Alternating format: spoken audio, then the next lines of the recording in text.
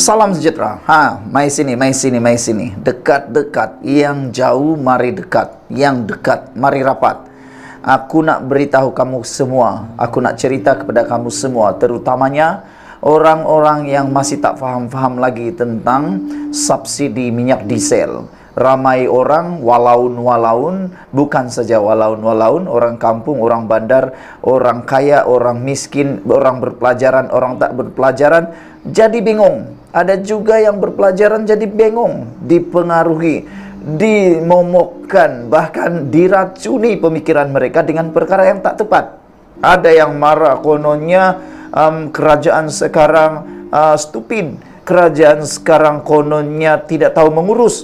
Tapi sebenarnya, mai sini, dekat-dekat, aku nak beritahu kamu semua apa sebenarnya yang berlaku kepada subsidi diesel. Sebelum anda nak membangkang, sebelum anda nak menghantam koromok saja pemikiran anda, sebelum anda dipengaruhi dan diracuni, bahkan memburuk-burukkan kerajaan ini, dengar dulu ini semua. Sudah dengar? Barulah kau pilih buat pilihan. Nak memokkan kerajaan, nak mengecam kerajaan, dengar dulu ini. Barulah kamu tahu. Tapi jangan lupa share juga video ini kepada rakan-rakan anda semua yang suka sangat tak faham-faham. Ada juga yang faham tapi buat bodoh. Ada juga yang sudah faham tapi masih juga buat bodoh. Yang sudah faham buat bodoh tu itu paling kesian lah. Okey, baik. Nak bangkang tentang soal diesel, subsidi diesel, dengar ini dulu. Fahami dulu betapa lumayan menyeludup diesel sebelum bangkang subsidi bersasar. Saudara-saudara sekalian, sebenarnya hanya kerajaan yang tak pintar, hanya kerajaan yang tak bijak, yang tak mahu buat subsidi bersasar ini. Kenapa? Dengarkan ini. Untuk penyeludup diesel dapat Rp10.000, hanya perlu mengangkut 4.500 liter dan jual. Rendah sedikit dari harga pasaran di Thailand. Dan aku nak bagi tahu kamu semua, rakan-rakan sekalian, Rp10.000 keuntungan penyeludupan diesel itu boleh dapat dalam masa lebih kurang dalam 5 jam saja.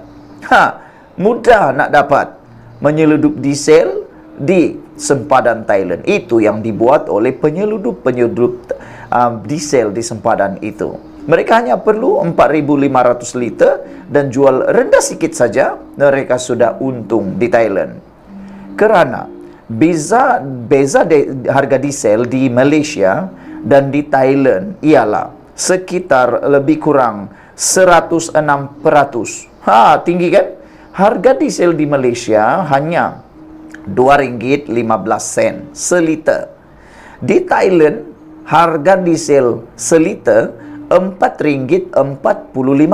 Ini pun perkara menarik juga. Kalau anda kata harga minyak di Malaysia ini mahal, cucilah cepat-cepat kepala tu, kerana bayangkan harga diesel di Thailand RM4.45 seliter. Yang ada di negara kita RM2.15. Jadi bezanya RM2.30 seliter dengan margin 106% untuk penyeludup dan peruncit. Kalau anda sudah faham itu, kini di sempadan Malaysia Thailand, RM 1,2 juta diesel bersubsidi diseludup setiap hari. Itu di sempadan Thailand Malaysia yang ada di darat. Kita kerugian 1,2 juta seliter, 2 juta diesel bersubsidi setiap hari. Ini setiap hari, bukan setiap minggu, bukan setiap tahun, tapi setiap hari 1,2 juta kita rugi. Bayangkan itu. Satu pickup atau MPV dengan tangki yang diubah sesuai, 1 meter kali 1 meter kali 1 meter, boleh membawa sehingga 1,000 liter sehari. 1,000 liter sehari, saudara-saudara. Secara purata, 10 trip sehari boleh dibuat untuk dihantar ke store di Hat Yai dengan jarak 30 km sahaja dari sempadan. Ini sangat dekat. Di lautan pula, satu trip kapal atau trawler, bot nelayan penyeludup boleh diisi antara 120.000 liter hingga 170.000 liter per trip. Satu trip boleh membawa sekitar 120.000 hingga 170.000. Bayangkan berapa keuntungan mereka. Tentera Thailand pernah merampas 300.000 liter atau bersamaan Rp645.000 dalam 2 trawler. Itu pun sudah Rm480.000 subsidi bocor. Satu tangkapan saja. Keuntungan jualan boleh cecah 555.000. Bayangkan. Anda dah mula membuka fikiran, share video ini supaya semua orang tahu dan berhenti. Tutup mulut mereka, diamkan mereka, bisukan mereka dengan fakta penting dan tepat ini. Jadi saudara, Rm10 bilion subsidi mengalir keluar pada tahun 2022. Nah saudara, tahun 2022, 10 bilion. Wow, ini bukan sedikit, ini sangat banyak.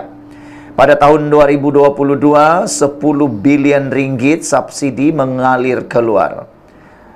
Ini hanya kerajaan bodoh saja yang akan terus biarkan. Betul, hanya kerajaan yang bodoh saja yang boleh meneruskan pengaliran kerugian ini.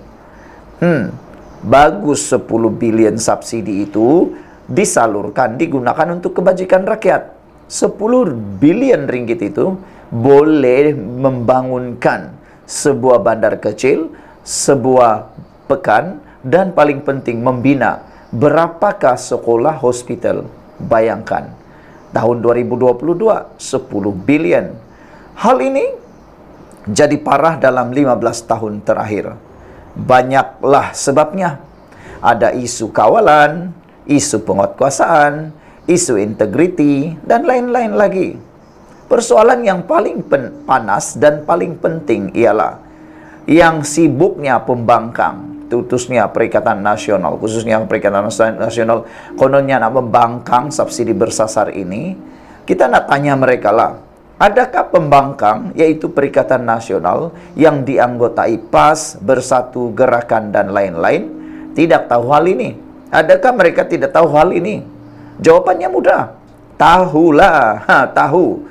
Kerana mereka pun pernah jadi kerajaan tebuk atap, tapi makan gaji buta, hanya pandai bercakap. Jadi, kenapa kini PN PAS bangkang subsidi bersasar? Nak popular, sebab tak ramai rakyat yang tahu kisah ketirisan ini. Lain lagi daripada itu, masa mereka menjadi kerajaan dulu, mungkin mereka tidak mempunyai keberanian yang kuat untuk ambil risiko.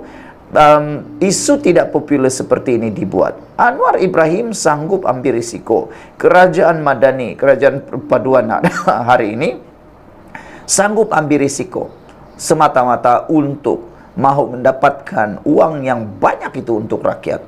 Jadi kita harus pikirlah, kenapa mereka membangkang? Sebab mereka tahu isu ini tak popular untuk kerajaan, tapi sangat popular untuk pembangkang. Ramai orang yang tak tahu ketirisan ini. Jadi kamu share lah video ini supaya semua orang tahu. Adakah subsidi dihapuskan seperti didakwa? Jawapannya tidak. Ulang balik. Adakah subsidi dihapuskan seperti didakwa? Jawapannya tidak. Tetapi subsidi dibayar berasingan dengan harga diesel terus ke poket pengguna yang sepatutnya. Ini subsidi bersasar. Itu maksud subsidi bersasar. Program subsidi bersasar tentulah tidak 100% sempurna pada awal pelaksanaan dan ada kelemahan yang timbul dan di luar jangka. Namun apa yang penting, ia dimulakan dan dibaiki secara berterusan. Itu paling penting. Memang kita akui ada kelemahan, ada perkara yang di luar jangka. Ya, bukan semuanya perfect.